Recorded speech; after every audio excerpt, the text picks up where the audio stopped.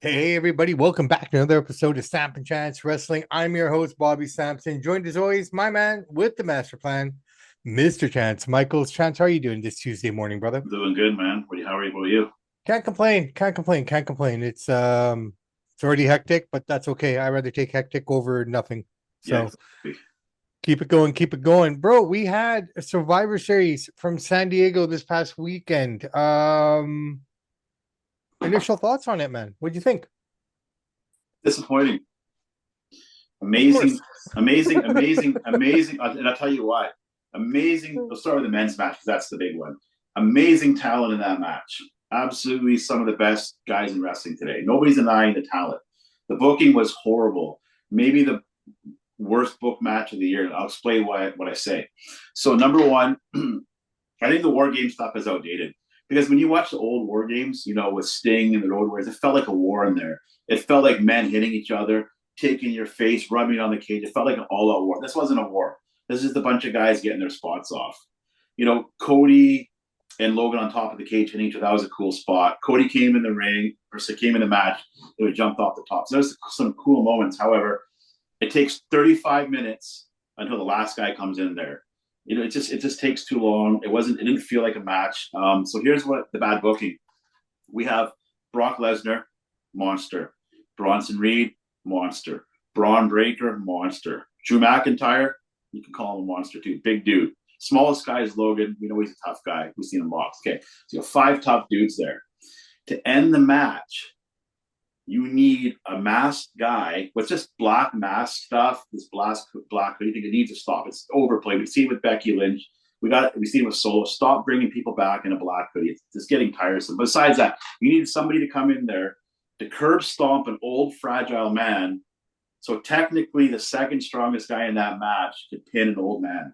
It was a horrible way to finish the match. I don't mind pinning Punk, but Braun Breaker does not need any help to pin Punk. And I thought that was weak booking, and it just a bad way to do it. And it kind of took away from the match. And this was a lackluster match. Just some of those guys weren't trying. Just there's so many dead spots.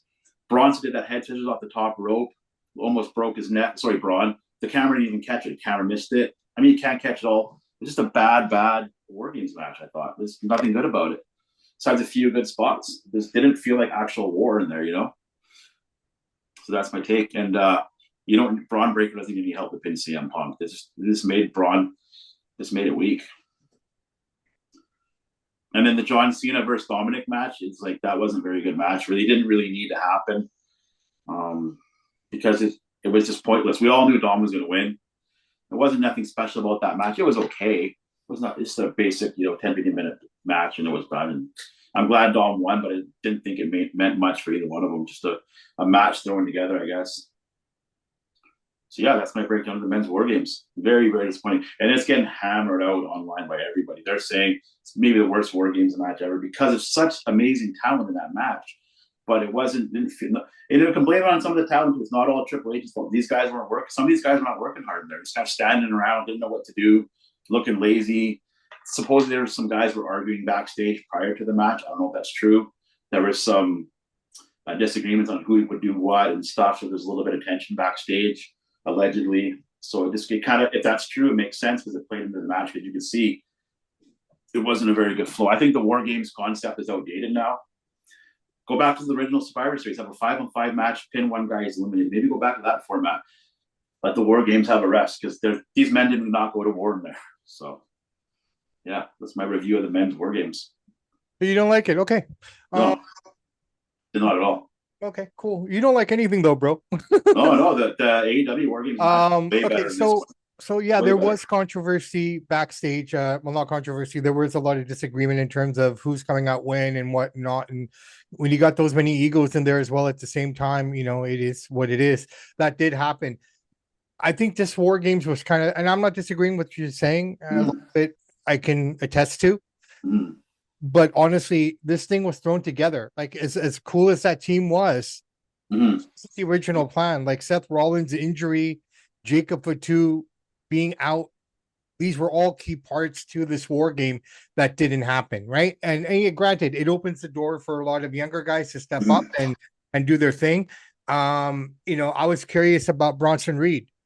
I mean, if you think about it, he got injured at War Games and was gone for a very, very long time. Mm-hmm. WrestleMania. So I was curious to see how he would react in there, and I guess he played it safe.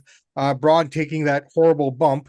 But if you watch Raw last night, you would have seen that Braun addressed that Mm-hmm.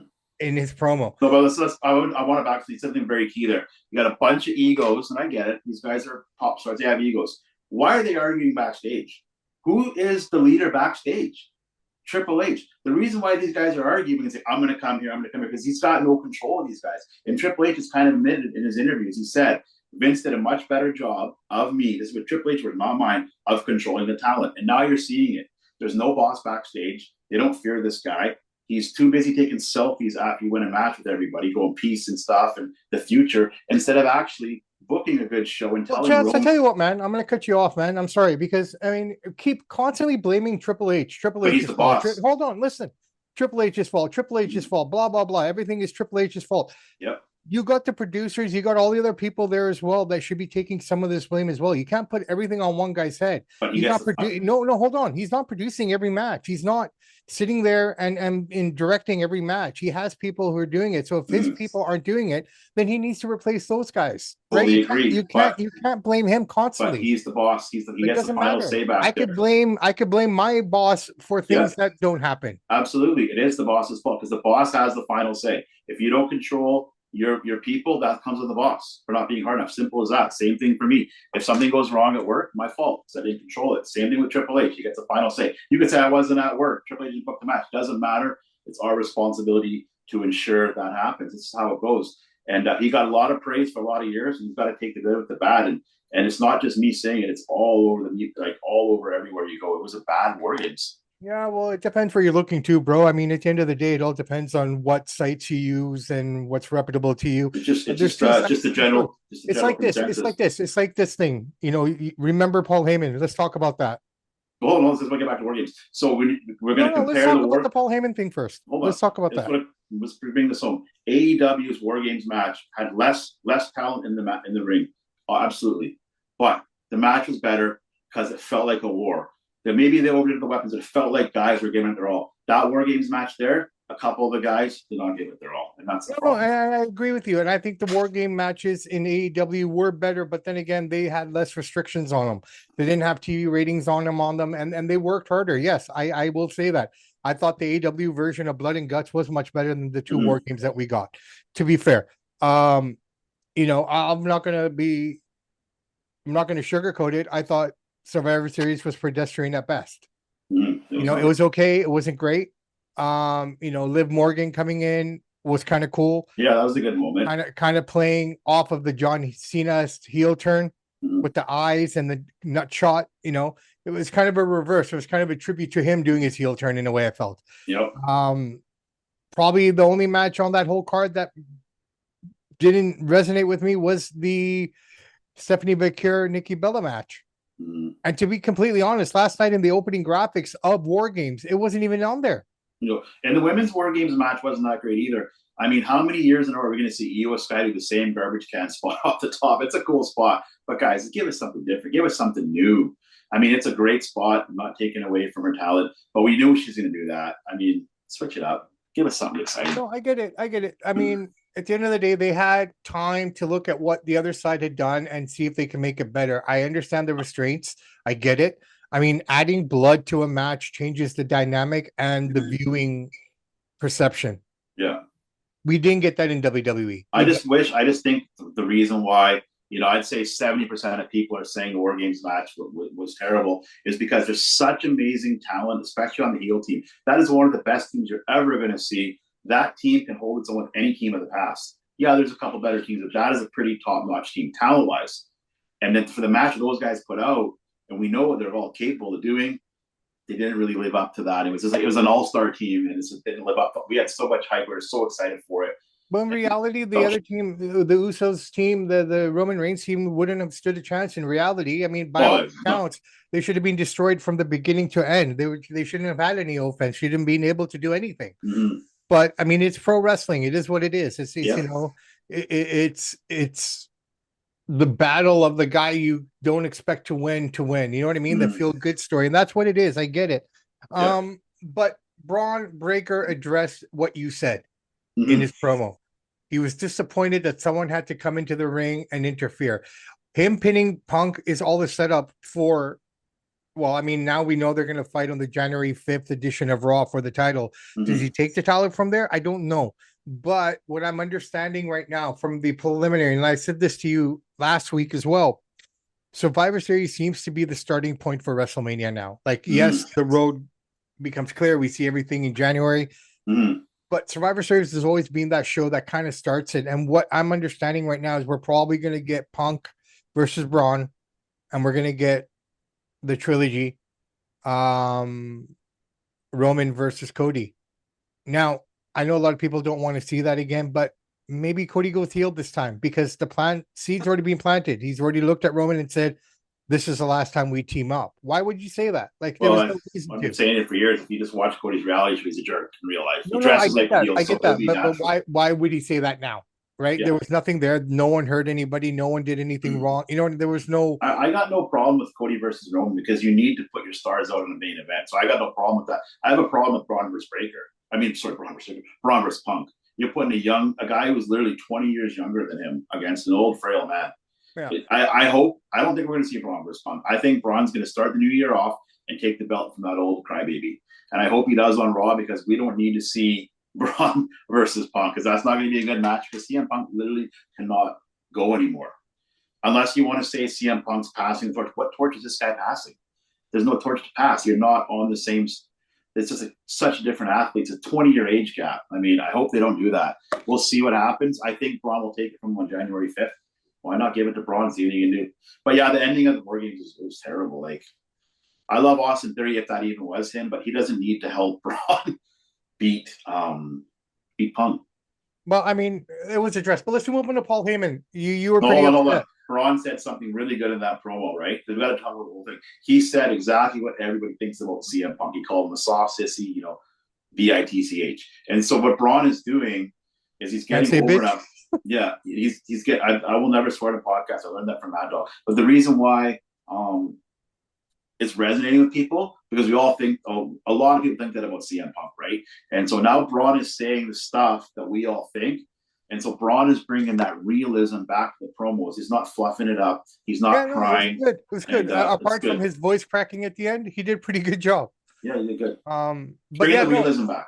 All right, Paul Heyman, your buddy. Bad guy. They've always He said didn't do anything wrong. he's always been a bad guy. He didn't do anything wrong that night. He's been a bad guy since the days of ECW. We wouldn't pay his talent. Never got their checks. But we're referring to what you were making. No, I know. I'm building to. up that, so I'm building the character of it. So you got to take in context what this guy is, right? So they've always. It's not me saying it. This is what they say about him. He's a bad dude, bad businessman. All these bad things. He's a jerk. He's a scammer. Like they say all these things about the guy. So here you got this guy, early 60s, probably late 50s. He's out of shape. He's unhealthy. And the reason I bring that up is because guys like that usually are temperamental. So you have a fan, was he 14, 15 year old his age, is excited to see Paul. He went to touch him, like, hey, buddy, like, look at me. And then Paul shoves the guy.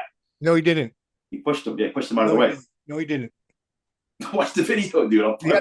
There's new footage now out Paul that shows. him. No, he did not push him. What did you do? The security people that were running the show were controlling the crowd as well as they But you don't put your hands on a kid, though. Hold on. He didn't touch him, dude. Go. There's other footage. I'll play the video right now for you. Yeah. I'll play you the video for you, too. So what are we seeing? There's another video from another angle that shows that the security pulled the kid back. Paul never touched him. You see Paul's two hands push him, dude. Yeah, no, Paul put out his hand, but it was the he pushed him. People. No, he didn't touch him. Yes, it was the people. No, it was the people behind him. I'll play you the other video. That's fine. You can play your video and I'll play you my video. Dude, he pushed him. Nobody's saying security didn't pull the kid back. Paul extended his arms and pushed him. No, he didn't touch him. He might have touched him, brushed against him, but he didn't push him. It was the security guard that pulled him back. Dude, are you blind? Watch this, please. Watch this. Look, buddy. Come on. Hold on. Let's see the camera. Watch this for everybody. Look. Hold on here. Everybody watching? Okay, I got to play it. Watch. Tell me that's not a push. Look, dude. Look. Quickly. That's Paul pushing him, dude. No, that wasn't a push. Yes, it was, dude. No. The security guard behind him pulled him back. Dude, Paul extends his arms. It doesn't matter if the security guard. Paul extends his arms. Yeah, but the security guard also But pulled them yes, back to but make it Paul look still as extended his bad. arms and pushed him. You cannot touch a kid. No, Security no. guard pulled him back. That's bad, dude. Sorry. The Security one thing guard. that happens, if that would happen at our show, that guy's fired. You cannot push a kid. You can't. So yes, the security does pull him back. It makes it look worse than it was. The Yeah, fact is, Paul extends his arms, but like I showed the everybody. security is to blame for the fact that they couldn't control the crowd.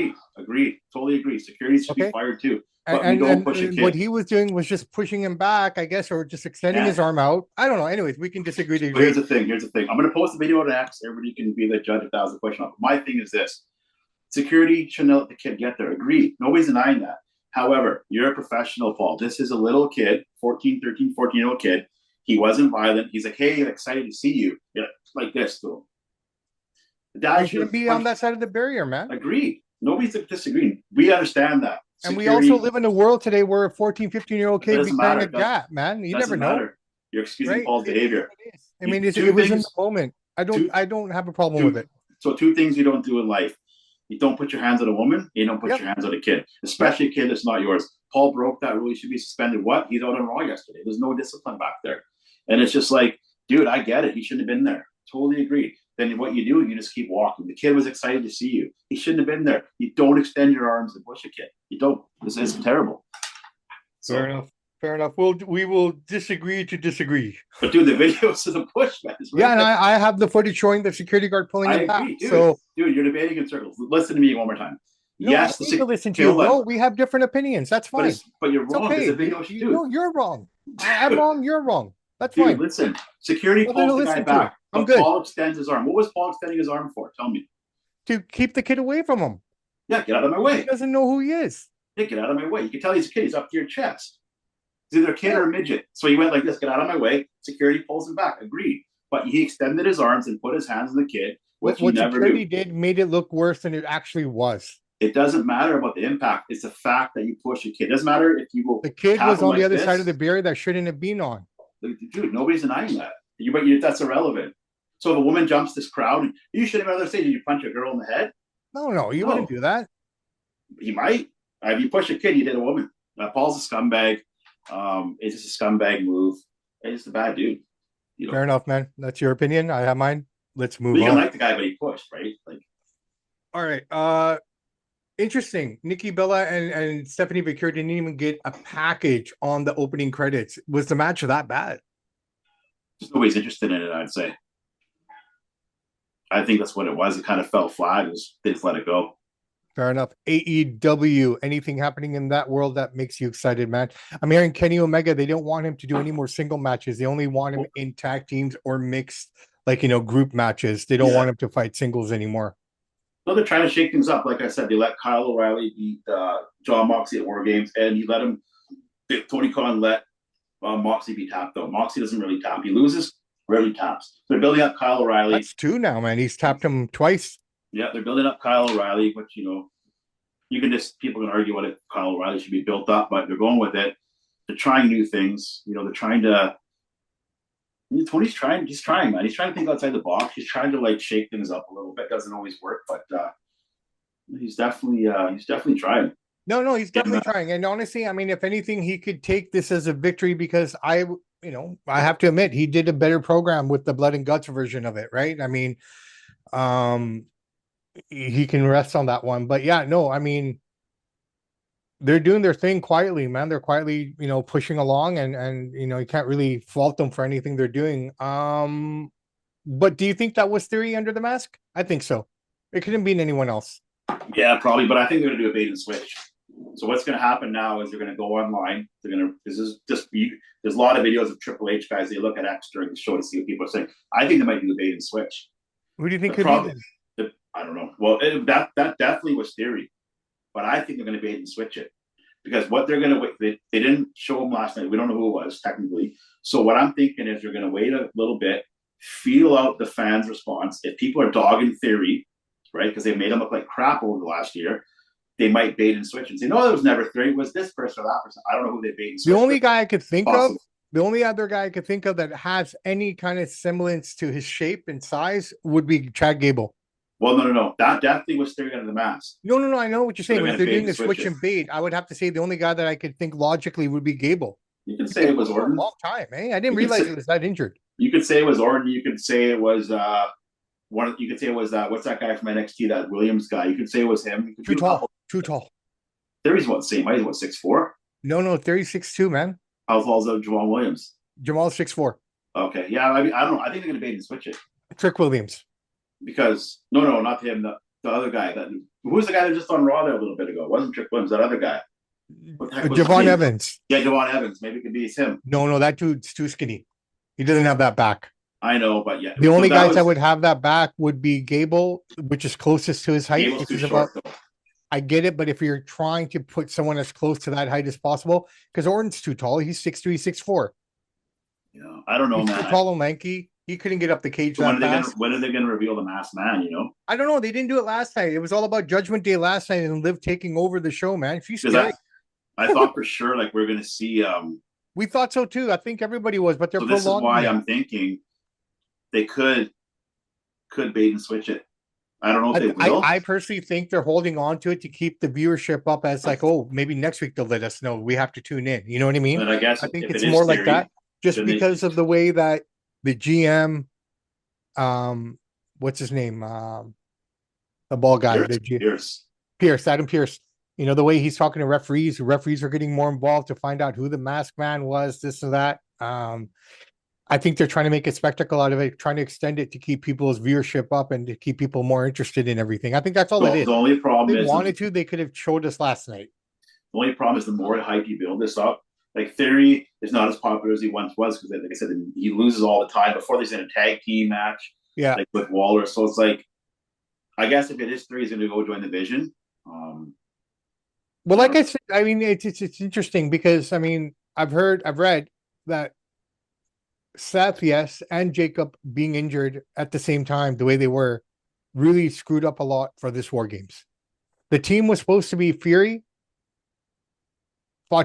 Fury and Fatu were supposed to be on the teams. Yeah. Right? Maybe not Jimmy. Jimmy could have been the one that would have been there, and Drew was the one that they were going to replace him with. Mm-hmm. But because of Fatu not being able to go and Seth not being able to participate, I guess, to a certain extent, that changed everything. So maybe this is why this thing was so discombobulated. You know, who knows? I know, but even with that kind of talent, you have some amazing talent. They should have been able to, with those horses in there, should have been better. What I would love to find out, and it probably won't till they do the special or something, is who was arguing and who was upset backstage about stuff. See, this is where it comes down to, because if it's Punk, Roman... I want to be... Punk wouldn't do that, not with Braun, Brock, Roman. No, listen. If it was Punk, Roman, Cody, Drew even, I'll put Drew in there. That's a bad move because you're the veterans. And Brock, right? Well, Brock is Brock. He's an anomaly on his own. You can't... Yeah. Brock is Brock, you know? Brock says go left, everyone goes left. That's just the bottom line. I don't care who you are backstage. I don't care what your pedigree is. Maybe Kurt Angle is the only guy that can out wrestle you in his prime. Mm-hmm. But other than that, Brock is Brock. I'm curious to know which of these guys were complaining. I don't think we're ever going to really know. We'll hear 100. No, but if it's the young guys, then that's a problem. I can understand. I don't think it's the young guys. I don't know who would be. It's definitely not Logan. It's definitely not Jimmy. Look at it's like a Drew or something. I can see Drew doing that. Any way you put that match together, even though the good guys had the advantage in who comes out first, it doesn't matter because just by virtue, like we said, Punk can't move, right? Cody is Cody still. He's okay. Probably the only two real able-bodied guys on that good guy team were Roman and Cody. I got to say, Cody, man, he worked hard in that match. Like, he came in flying. He did a good. He's up there with Logan Paul punching each other. Like, so Cody, he put out a good effort. I can't take it. No, that's what I'm saying. So between Roman and Cody, the rest of them are all soft and brittle, right? Yeah, soft, slow. They're slow. They put their time in, man. Yeah, it is what it is, right? These guys have been fighting for over 30 years. These guys have put their time in. Yeah, no, I get it. He's old, right? It's not his fault, right? So just based on the optics of who was coming in each time, there's no way in hell those guys should have had any chance. Yeah, I just don't understand why you needed bring in Theory to beat somebody up, but for him to curb stomp. I get they want you to make it think it's Seth and it was Theory. That's the swerve, but Braun doesn't need that help. No, and he addressed that. Like I said, he did address it. Now, you posted something on X, which I thought was absolutely phenomenal. I don't know if it was something that was just happened or if they worked on it, but man, AJ Styles last night. Well, they worked on that. It was beautifully done. Oh, What though? how the physics alone baffle me, and how he was able to jump him off that rope onto him, the way he caught Well, him. buddy, It's phenomenal. off the rope with a little bit of No, I springboard. get it, They but worked on that. just the optics of it, it Mm-hmm. looked like AI because the way he just bounced off right onto him. Yeah, I mean, that's that's well timing. That's timing. That was a beautiful move. It was very well done. Liv Morgan coming back last night was kind of cool as well. Mm-hmm. I was kind of curious to see how this interaction would work out. They're making Finn look like a real pussy right now. I'd be pissed off if I was Finn. Honestly, Liv came back, she took over everything. Even Roxanne's afraid of Liv. Yeah, no, Liv did good. It was a good and Liv came out last night, and the way they ended Raw last night was really good. I have to be happy with that ending. We didn't see the regular suspects come out. Something different, right? It was different. All the girls came out, and then Raw was better than War Games for sure. Yeah, to a certain extent, I would have to agree. Absolutely, it was good. It was good. Okay, Gunther versus Solo. That was an interesting match. That was a good match. We all knew Gunther was going to go against John Cena, right? No. Well, I mean, he got left. He's got LA Knight. Yeah, he probably takes. I guess LA Knight could be a play, but him and Solo was fun. You have two heels, and they're doing heel things to each other. Like, it was loved it. I like Solo. He's getting really good on the mic. He's a good worker. I mean, he's got a bright future. He started out slow, but he's picking it up, man. Gunther looked great last night. Yeah, he's good. Gunther looked in form. I love it. I love his boots. I love the retro style. Like, that dude really takes his craft seriously if he's sitting there lacing up those boots. You know what, man? Those are 36 hole boots, man. Yeah. You know what? It'd be nice to see LA Knight win.